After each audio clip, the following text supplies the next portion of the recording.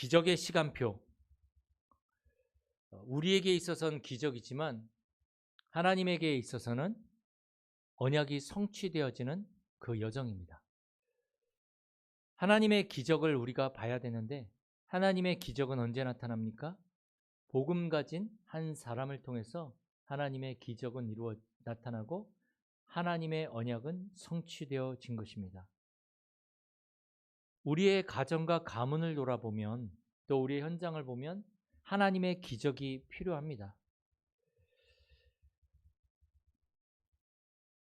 모세가 지금 이 본문에도 보면 이스라엘 백성들이 애굽의 노예가 되어져 있습니다.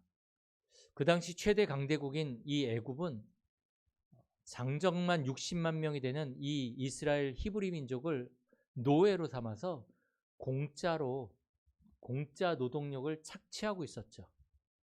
사실은 역사학자들이 이런 말도 합니다. 이 애굽이 번성하게 된 그 요인 중에 하나가 공짜 노동력 60만 명이나 되는 남자만 여자들 뭐 다 합치면 100만이 넘어가겠죠.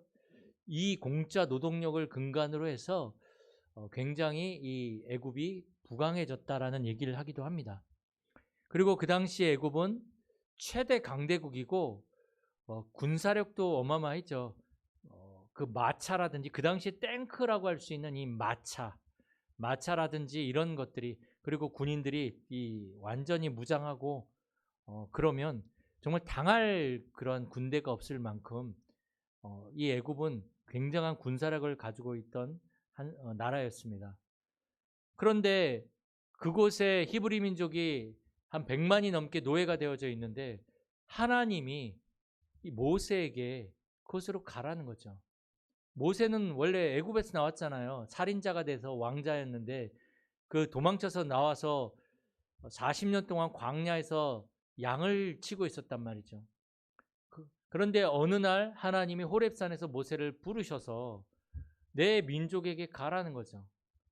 뭐라고 할까요?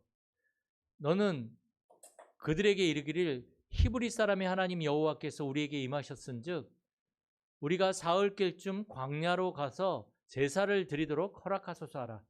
옛날 성경에는 희생제사라고 이렇게 나오거든요. 근데 이게 이후에 번역이 이렇게 돼버렸어요. 희생제사는 뭐냐면 피제사예요. 피제사, 번제. 얘기하라는 거예요. 말도 안 되는 얘기죠. 아니 어떤 군사력이나 어떤 조직을 만들고 가서 싸우라고 하면 그게 오히려 뭐 상대가 안 되겠지만 더 신뢰가 되는 말이잖아요. 그런데 하나님은 그렇게 하지 아니하시고 가서 우리 희생제사를 드려야 되니까 우리를 내보내달라 이렇게 얘기를 하라는 겁니다. 말도 안 되는 얘기죠. 사람들이 보기에 말도 안 되는 얘기입니다. 근데 모세가 실질적으로 갔죠. 가서 얘기합니다. 바로 왕에게 히브리 사람의 하나님께서 우리에게 나타나셔서 이제 우리가 가서 희생제사를 드리려고 하니까 우리를 보내달라. 모세가 애굽에 들어갔을 때 붙잡은 것은 희생제사의 피의 언약을 붙잡고 갔습니다. 오늘날로 말하면 그리스도의 복음을 붙잡고 그 최대 강대국인 애굽에 들어간 거죠. 어떻게 됐습니까? 결과적으로 보면 이스라엘 백성들이 출애굽하게 되죠. 복음 가진 한 사람을 통해서 하나님의 기적은 시작되는 것입니다. 아무리 어렵고 말도 안 되고 할 수 없는 그러한 상황이라 할지라도 하나님은 복음 가진 한 사람을 통해서 기적의 시간표를 이루어 가시는 것입니다. 그렇다면 우리에게 있어서 기적 중에 기적이 뭡니까? 그 누구도 해결할 수 없는 창세기 3장에서 시작되어졌던 이 영적 문제가 해결되는 게 기적 중에 기적 아니겠습니까? 현장에 창세기 3장의 영적 문제에 잡혀있는 사람들을 복음을 가지고 거기서 해방시켜주는 것이 바로 기적 중에 기적 아니겠습니까? 내가 예수 믿는 것이, 내가 전도자의 대열에 선 것이, 하나님이 하시는 세계복음화 속에 있는 것이 그게 기적의 시간표요. 기적 중에 기적입니다. 우리가 살고 있는 현장에는 하나님의 기적이 필요합니다. 왜 그렇습니까? 절대로 해결할 수 없는 이 영적 문제 때문에 그렇습니다. 로마서 3장 23절에 모든 사람이 죄를 범하였음에 하나님의 영광에 이르지 못하더니 죄로 말미암아 하나님을 못 만나는 상태가 되어져 버린 거죠. 그리고 그 배후에 절대로 이길 수 없는 사탄 마귀가 존재하고 있기 때문에 하나님의 기적이 필요합니다. 또 원치 않는 이 영적 문제와 정신 문제, 육신 문제, 미래 문제, 후대 문제가 계속적으로 우리에게 영향을 미치고 우리를 실패시키는 것입니다. 실패하는 게 우리의 상태가 되어져 버렸어요. 그런데 우리 인간의 한계는 어떻습니까? 이사야 40장 30절에 보니까 풀은 마르고 꽃은 시드나 여호와의 기운이 그 위에 불미라. 이 백성은 실로 풀이로다. 풀은 마르고 꽃은 시드나 우리 하나님의 말씀은 영원히 서리라 하리라. 이 시드는 꽃과 같은 것이 바로 우리의 인생이라는 거예요. 아무리 젊고 예쁘고 할다 할지라도 결국은 풀과 같이 다 시들 수밖에 없는 것이 인생이라는 거죠. 그래서 민족의 지도자였던 모세가 뭐라고 얘기를 했냐면 우리 연수가 70이요 강건하면 80이라. 그 연수의 자랑은 다 수고와 슬픔뿐이라. 신속히 가니 우리가 날아가나이다. 시간이 금방 간다는 거예요.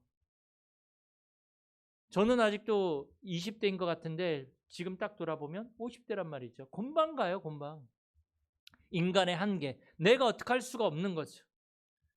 그런데 사람들은 이 하나님의 기적을 체험하지 못합니다. 왜 그렇습니까? 종교 생활에서 그래요. 하나님이 주신 방법은 복음인데 오전에 말씀드린 것처럼 복음 모르면 종교 생활할 수밖에 없어요. 내가 하나님 되어지고 내 노력과 내 능력으로 모든 것들을 해결하려고 하는 게 종교거든요. 종교 생활하니까 어떻게 됩니까? 성령이 역사하지 않습니다. 하나님이 역사하지 않는 거죠. 종교 생활하면 하나님과 통하지 않아요.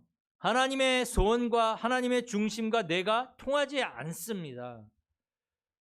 그러니 어떻게 됩니까? 하나님이 주신 힘도 없고 능력도 없고 답도 없으니까 사람 보고 흔들리고 환경 보고 흔들리고 물질의 영향을 받을 수밖에 없는 거죠.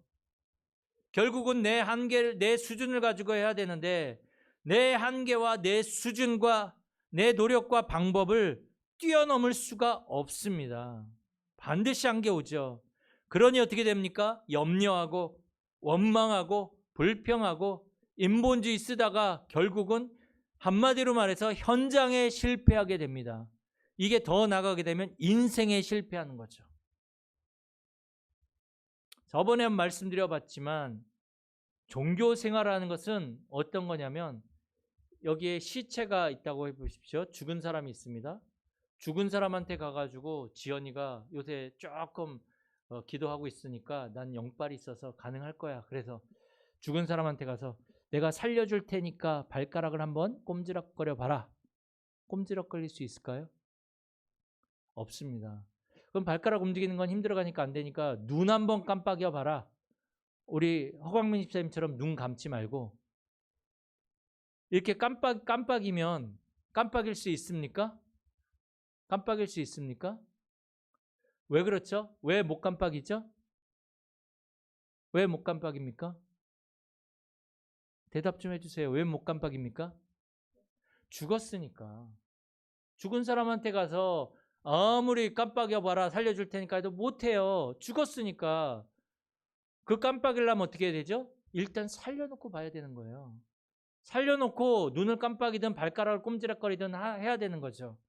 종교생활은 죽어있는 시체나 마찬가지인데 아무리 노력하고 아무리 방법을 쓴다고 해서 살아날 수 있겠냔 말이죠. 예수님이 우리 죽어있는 허물과 죄로 죽은 우리를 십자가의 피로 우리를 살리신 거예요. 그래서 우리가 생명이 들어간 거잖아요. 그게 복음입니다. 복음. 그래서 사실은 우리가 복음 받은 것이 예수 믿은 것이 하나님의 기적이에요. 자, 그러면 성경에 우리가 증거를 봐야 되는데 언제 기적이 일어났습니까? 창세기 3장 15절에 여자의 후손의 복음을 붙잡을 때 오실 메시아인 여자의 후손의 복음을 붙잡을 때 구약에 하나님의 능력이 나타났습니다. 보로 되어졌을 때 이사야 7장 14절 하나님이 우리와 함께 하시는 임마누엘의 복음을 붙잡을 때에 그들은 승리했고 하나님의 역사가 일어난 것입니다. 이스라엘 백성들이 이제 출애굽에서 광야길을 갈 때 그들이 불신앙했단 말이에요. 그러다가 하나님이 이 불뱀을 보내가지고 그들을 다 물어가지고 불뱀이 죽고 있는데 하나님이 뭐라고 말씀하십니까? 놋으로 뱀을 만들어가지고, 놋뱀이죠, 장대에 달아라. 그러고 나서 그 장대를 높이 들어라. 그러면 그 장대에 달린 놋뱀을 보는 자마다 다 살아나게 될 것이다. 이걸 요한복음 10장에 예수님이 이렇게 말씀하십니다. 모세가 광야에서 놋뱀을 든 것 같이 인자도 들려야 하리라. 그러니까 그 놋뱀은 뭘 말하는 겁니까? 예수 그리스도를 말하는 거예요. 십자가에 달리실 예수 그리스도를 말하는 거예요. 구약에 그렇게 그들이 증거를 가지고 승리했습니다. 지금도 예수 그리스도를 믿을 때에 하나님의 기적은 나타나는 거죠. 사무엘상 7장 9절에 보면 이스라엘의 말씀이 끊어지고 종교 지도자들도 하나님의 음성을 듣지 못하고 영적인 것을 보지 못하고 있는 그때에 사무엘이라는 선지자가 일어나서 뭘 회복하냐? 피해 제사를 회복합니다. 번제를 회복하죠. 그러니까 잘 돼야 되는데 갑자기 블레셋이란 나라가 이스라엘에 쳐들어옵니다. 그러면 사람 같으면 어떻게 됩니까? 막 대비를 해야 되죠. 도망가든지 아니면 군사를 배치해서 막든지. 근데 사무엘은 그렇게 하지 않았어요. 이스라엘 백성들을 다 모이게 하고 하나님 앞에 번제를 드립니다. 피해 제사를 드리죠. 그때 하나님이 싸우시는데 성경의 이 사무엘 7장 끝에 보면 블레셋이 도망갔을 뿐만이 아니라 사무엘이 살아있는 동안에는 전쟁이 그쳤더라.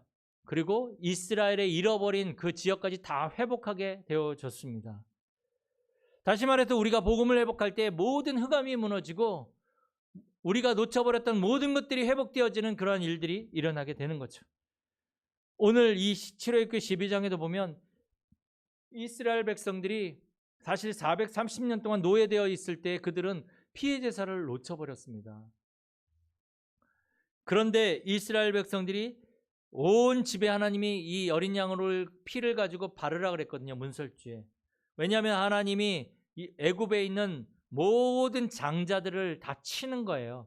밑으로는 동물의 장자 첫 새끼부터 시작해서 위로는 바로의 장자까지 하나님이 천사를 보내서 치는데 너희들이 그 우슬초로 피를 바른 그 집은 그 피를 보고 넘어가겠다. 내 백성인 줄 알고. 그게 바로 유월절이라는 것입니다. 유월절. 온 회중이 피 바를 때에 죽음의 천사가 넘어가는 하나님의 기적이 일어납니다. 재앙이 넘어가는 거죠. 그 피가 표적이 되어져서 모든 재앙이 넘어가는 일들이 일어납니다. 그러고 나서 그들이 애굽에서 나오는데 성경에는 뭐라고 기록되어 있느냐? 여호와의 군대가 애굽에서 나왔다. 사실 그들은 보잘것없는 사람들이거든요. 근데 피를 바를 때에 하나님은 그들에게 여호와의 군대라고 얘기를 합니다. 우리는 이 전 세계를 향해 영적 싸움할 여호와의 군대입니다. 예수 그리스도를 믿는 우리는 사단과 영적 싸움할 여호와의 군대입니다. 근데 참 감사한 것은 구약 성경의 특징이 뭐냐면 구약 성경의 그 전쟁의 특징이 뭐냐면 하나님이 싸우시는 전쟁이었거든요. 여호와의 군대는 내가 싸우는 것이 아니라 하나님이 싸우시는 전쟁을 하는 사람들입니다. 우리는 예수 그리스도 이름으로 이미 승리한 싸움을 하는 사람들인 거죠. 그래 지금도 이 하나님의 기적은 계속됩니다. 언제요? 바로 예수 그리스도를 고백할 때, 예수 그리스도를 선포할 때. 그래서 사도행전 8장 4절에서 8절 보니까 빌립 집사가 사마리아 성에 들어가서 복음을 전하는데 어떤 일이 일어납니까? 사람들이 일심으로 복음을 받는 거예요. 그러면서 복음을 받는 사람 중에 귀신 들려 병든 사람들이 치유되어지고 귀신이 쫓겨나지고 그 성에 큰 기쁨이 있더라. 그리스도가 선포되어지니까 하나님의 역사가, 하나님의 기적의 시간표가 일어나는 거죠. 또 우리의 후대들이, 복음 가진 후대들이 일어나서 파송되어질 때, 선교사들이 파송되어질 때 하나님의 기적은 일어납니다. 우리의 모든 삶이 구원과 복음과 전도 중심으로 모든 것을 보고 살아갈 때 하나님의 기적은 일어납니다. 우리 지연이가 이 복음으로 완전 무장되어져서 나아갈 때 하나님은 기적으로 능력으로 역사하십니다. 이 응답을 누리는 우리 모든 성도님들이 되어지길 축복합니다. 살아계신 하나님 감사를 드립니다. 이 시간에 하나님께서 이 오후 시간에 말씀을 통해 다시 한번 기적의 시간표를 이루는 이 복음의 언약을 붙잡게 하심을 감사를 드립니다. 오직 복음을 붙잡고 오직 그리스도의 십자가의 보혈의 피로 우리의 현장과 가정과 가문과 모든 사람을 살리는 증인으로 서게 하여 주옵소서. 237 나라 5천 종족 살리는 증인으로 서게 하여 주시옵소서.